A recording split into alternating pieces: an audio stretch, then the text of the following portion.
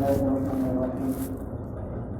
نحمده ونصلي على رسوله الكريم، أما بعد. أعوذ بالله من الشيطان الرجيم. بسم الله الرحمن الرحيم. كنتم خير أمة أخرجت للناس تأمرون بالمعروف وتنهون عن المنكر.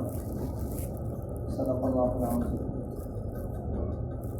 محترم دوستو، اللہ تبارک و تعالیٰ کا شکر احسان ہے کہ اللہ تبارک و تعالیٰ نے بھی انسان بنائے. پھر اللہ تبارک و تعالیٰ نے مزید احسان یہ کیا کہ مسلمان کے گھر میں پیدا فرما دیا. اور اللہ تبارک و تعالیٰ نے سب سے بڑا کرم یہ کیا کہ اپنے حبیب محمد عربی صلی اللہ تعالیٰ علیہ وسلم کی امت میں پیدا فرما دیا. میرے بھائیوں، قومیں دو طرح کی ہوتی ہیں.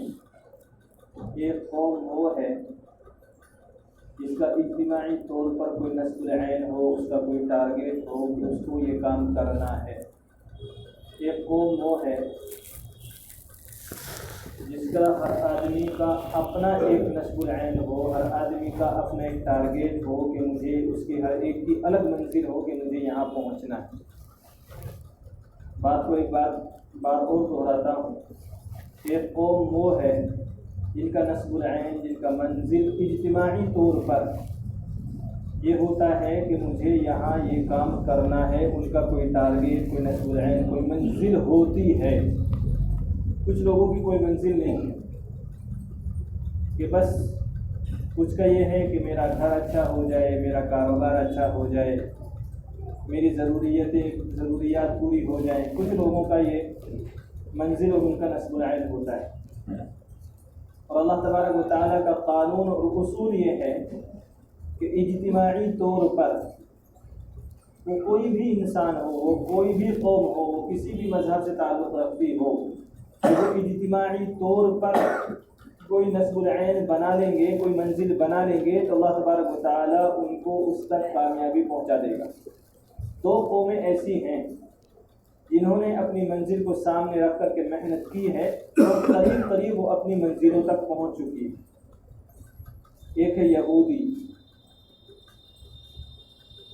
یہودی بھی مسلمانوں کی طرح ایک عرصے تک، ایک زمانے تک ایسے بکھرے ہوئے تھے. ان کی کوئی منزل نہیں، ان کا کوئی نسب العین نہیں، ان کا کوئی ٹارگیٹ نہیں. بس وہ ایسے ہی کام کیے جا رہے تھے.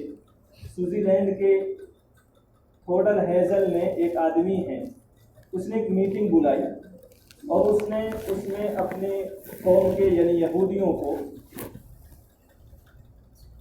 دانش مند، پڑھے لکھے، غریب، مالدار، جو معزز لوگ تھے، ان کو اس نے بلایا. اور بلا کر کے اس نے بہت لمبی چوڑی تقریر نہیں کی ہم مولویوں کی طرح. صرف 28 منٹ انہوں نے بات کی. اس آدمی نے اپنی قوم کے معزز دانش مند لوگوں کے سامنے صرف 28 منٹ بات کی. اور اس نے شروعات یہاں سے کی ہے، کہا کہ میں نے آپ لوگوں کو جو بلایا ہے، میں نے آپ لوگوں کو جو تکلیف دی ہے، کہ ایک غلطی کی معافی مانگنے کے لیے بلایا. کہا کہ تمہیں یاد ہے کہ حضرت سلیمان علیہ السلام نے ہم سے ایک عہد کیا تھا کہ جو فلسطین ہے، یہ جو فلسطین کا علاقہ ہے کہ جہاں پہلے یہودی رہا کرتے تھے، ان کے یہ پرانی جگہ ہے، ان کے آبائی اجداد وہاں رہے تھے، تاکہ ہمیں وہ حاصل کرنا ہے. ہم نے زندگی بہت گزار لی اور ہمارا اپنا ایک ٹارگیٹ تھا، ایک منزل تھی. اس نے دو آدمیوں کو مخاطب کر کے کہا اسی محفل میں کہ یہ دونوں ہیں، کہ یہ بہت بڑے تاجر ہے، کہ کروڑوں اربوں خربوں کی ان کے پاس پراپرٹی ہے. لیکن میرا سوال یہ ہے کہ قوم کے لیے کیا کیا؟ اس یہودی نے اپنے یہودیوں سے کہا کہ میرا سوال یہ ہے کہ قوم کے لیے کیا کیا؟ تو سب نے بیک زباں ہو کر کے کہا کہ اب تک جو غلطی ہو گئی، اب ہمیں آگے بتائیے کرنا کیا ہے. اس یہودی نے کہا کہ جو فلسطین کی ہماری جو پرانی جگہ ہے کہ ہم اس کو حاصل کرنا ہے، اور اس کے لیے ہمیں جان کی، مال کی، جس چیز کی قربانی دینی پڑے گی، حتیٰ کہ بیوی بچوں کی قربانی دینی پڑے گی، تو ہم اس کے لیے تیار ہوں. سب نے کہا ٹھیک ہے، ہم تیار ہیں. جتنے تھے جو مالدار تھے انہوں نے مال کو خرچ کیا. جو سیاستدان تھے انہوں نے اپنی سیاست کے رخ کو موڑ دیا اور اپنی ساری سیاست اس پر لگا دی کہ فلسطین کو حاصل کیسے کریں. اور جو دوسرے لوگ تھے انہوں نے اپنی جان کو لگایا. ایسے انہوں نے اپنی بیوی سے کہا کہ میں جا رہا ہوں فلسطین رہنے کے لیے. یورپ کے محلات کو چھوڑ کر کے, اپنی عیاشی عیش و آرام کو چھوڑ کر کے اپنی بیوی سے کہہ رہا کہ میں جا رہا ہوں وہاں, تم چلنا ہے میرے ساتھ تو چلو. بیوی نے اگر کہہ دیا کہ میں نہیں جاؤں گی تو اکیلا چلا گیا. جا کر کے رہا جھونپڑیوں میں, فلسطین کے دیہات میں, گاؤں میں جا کر کے رہا. چونکہ انہوں نے ایک عہد کیا تھا کہ قوم کے لیے کچھ کرنا ہے, قوم کے لیے کچھ کرنا ہے. اس لیے اپنے عیش و عشرت کو, اپنے محلات کو, اپنے گدوں کو, اپنے عیاشیوں کو, سب کو بیوی کو چھوڑ دیا. اور بیوی نے کیا کیا, اب شوہر سے کہا کہ میں جا رہی ہوں وہاں اس میں حصہ لینے کے لیے فلسطین. کہا تم میرے ساتھ چلے. شوہر نے کہا کہ نہیں جا رہا ہوں. تو بیوی نے شوہر کو کہہ دیا کہ تم یہاں رہو, میں جا کر کے وہاں رہوں گی جھونپڑی میں. وہ ایسی جھونپڑیاں کہ اگر بارش برسے تو وہ ٹپکا کرتی تھی. اور آج دیکھو یہودیوں کو, وہ اپنی منزل کے بہت قریب ہیں, وہ اپنی منزل کے بہت قریب ہیں. قوم کے لیے ایک فکر کی تھی. چونکہ اللہ تبارک و تعالیٰ کا اصول یہ ہے کہ جو آدمی اجتماعی طور پر جان و مال لگا کر کے محنت کرے گا, اللہ تبارک و تعالیٰ اس کی منزل تک اس کو پہنچا دے گا. یہ اصول اور قانون ہے. یہ ایسا نہیں ہے کہ کوئی آدمی گناہ گار ہے, کوئی آدمی زناکار ہے, شرابی ہے, چائے کے اندر وہ اگر شکر ڈالے گا تو اس کی چائے بھی میٹھی ہوگی. کوئی اگر متقی ہے, اللہ والا ہے, عبادت گزار ہے, چائے کے اندر اگر شکر نہیں ڈالے گا تو اس کی چائے میٹھی نہیں ہوگی. یہ اصول ہے.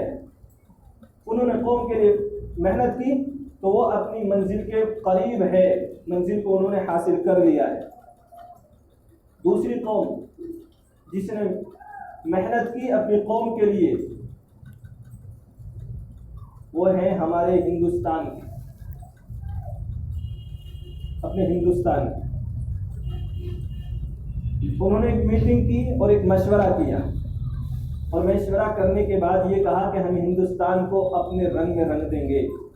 آپ کوستے رہیں, RSS کو برا کہتے رہیں, لیکن اس نے قوم کے لیے عہد کیا تھا اور آج وہ اپنی منزل کے بہت زیادہ قریب ہے. انہوں نے محنت کی ہے. ان کے اندر, ان کے جو مالدار ہے, ایک ایک آدمی کروڑوں روپیہ خرچ کرنے کے لیے تیار ہے اس چیز کے لیے کہ میری قوم کا کام ہو جائے, میری قوم ترقی کرے. ایک میری آپ کی قوم ہے, ایک مسلمان قوم ہے جس کا کوئی نسب العین نہیں, کوئی منزل نہیں, سب کا اپنی منزل ہے. میری منزل ہے کہ میرے بچے خوش رہے, میرا گھر بن جائے, میرا کاروبار صحیح رہے. ہم میں سے ہر ایک کی بس اس سے اوپر کوئی سوچ نہیں, اس سے اوپر کوئی سوچ قوم کے لیے کوئی نہیں سوچتا ہے. پڑھا لکھا ہو, عالم ہو, جاہل ہو, مالدار ہو, غریب ہو, دانش مند ہو, وکیل ہو, کوئی بھی ہو, کوئی نہیں سوچتا قوم کے لیے. کسی کے پاس وقت ہی نہیں قوم کے لیے سوچنے کے لیے کہ قوم کے لیے کچھ کرے. لوگوں نے محنت کی ہے تو وہ اپنی منزل تک پہنچ چکے ہیں, وہ اپنی قوم کے لیے محنت کر رہے ہیں. مسلمان ہے کہ اپنی قوم کے لیے جاگنے کے لیے تیار نہیں. عوام تو عوام چھوڑیے, خواص کا یہ حال ہے کہ وہ قوم کو بیدار کرنے کے لیے تیار نہیں, وہ قوم کو جگانا نہیں چاہتا. وہ بتاتے نہیں کہ قوم کو کرنا کیا ہے, اجتماعی طور پر محنت کیسے کرے گی قوم. اب سوال سب کے دل میں یہ پیدا ہو سکتا ہے اگر کوئی چاہے کہ ہم کریں گے تو کیا, شروعات کہاں سے کریں گے. ایمان والے کا ٹارگیٹ اور اس کا نصب العین, اس کی منزل کیا ہونی چاہیے. اتنے سارے بیٹھے ہیں, کسی سے سوال کروں تو شاید ہی کوئی جواب دے گا. ہمیں اپنی منزل کا نہیں پتا, ایمان والے کو اپنی منزل کا نہیں پتا کہ اس کو کرنا کیا ہے. اللہ تبارک و تعالیٰ نے قرآن کریم میں فرمایا, آیت کا ایک ٹکڑا پڑھ کر کے بتاتا ہوں. ایک تو وہ جو میں نے خطبے میں پڑھی تھی, ایک قرآن کی آیت اور ایک یہ آیت, دو آیتوں سے مقصد سمجھ میں آ جائے گی. لِيَقُومَ النَّاسُ بِالْبِسْطِ.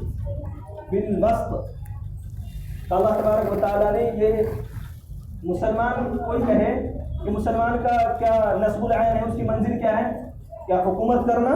اللہ کے نبی صلی اللہ علیہ وسلم حکومت کرنے کے لیے نہیں آئے تھے. اللہ کے نبی صلی اللہ علیہ وسلم نے حکومتوں کا تختہ نہیں پلٹا ہے.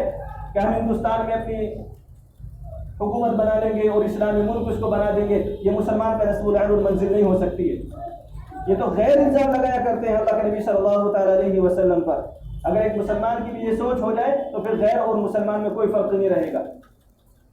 سب سے پہلی جو چیز ہے جو میری اور آپ کی منزل ہونی چاہیے وہ یہ کہ ساری دنیا میں انصاف کا بال بولا، سارے میں انصاف قائم ہو جائے۔ یقوم الناس